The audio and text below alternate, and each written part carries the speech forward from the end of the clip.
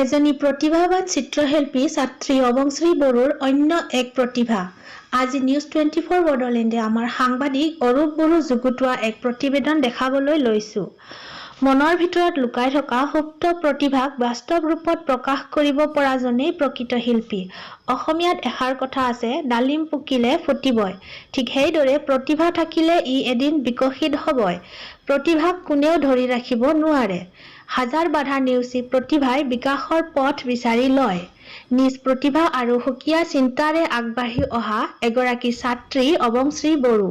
ওদালগুৰি জিলাৰ টংলা থানাৰ অন্তৰ্গত পশ্চিম নলবাৰী গাঁৱৰ নিবাসী পক্ষী বড়োৰ কন্যা তথা টংলাৰ ৰূপাঘাটস্থিত জ্ঞানোদ বিদ্যাপীঠৰ নৱম শ্ৰেণীৰ ছাত্ৰী অবংশ্ৰী বড়ো।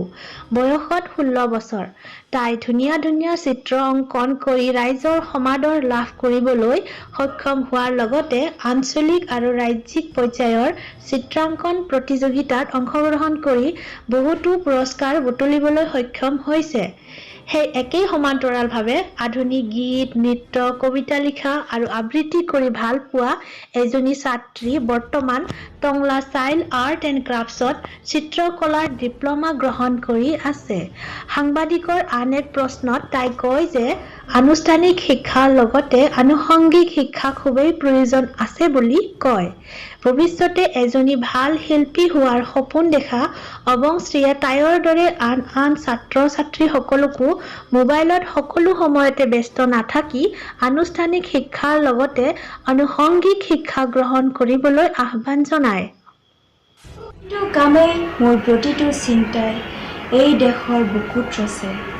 হৈ সোণোৱালী ভৱিষ্যতৰ সপোন মোৰ জীৱনৰ আহে আহে মোৰ যৌৱনৰ কুহে কুহে সেই সপোন কলৰো। দেশে দেশে দেশ আছে, এনে বহু দেশৰ অৰঙে দৰঙে মই ঘূৰিছোঁ। বহু বন্ধুৰ সৈতে হাতে হাতে হাত দি ফুৰিছোঁ।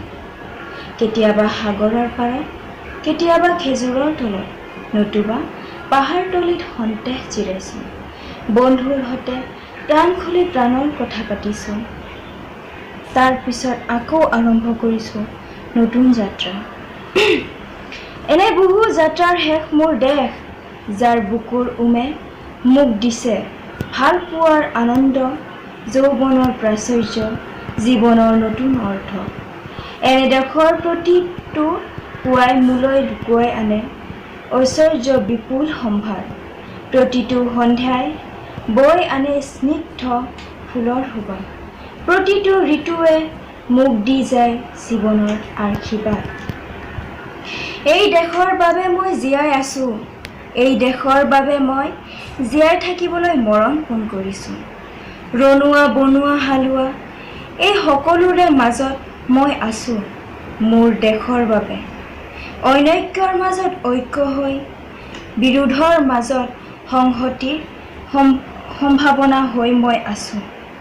জীৱনে মৰণে শয়নে সপোনে এই দেশৰ আহ্বান মই। আমিও আশা কৰিছোঁ নিউজ 24 বড়োলেণ্ডৰ ফালৰ পৰা অবংশ্ৰী বড়োৰ আগবাঢ়ি যোৱাটো।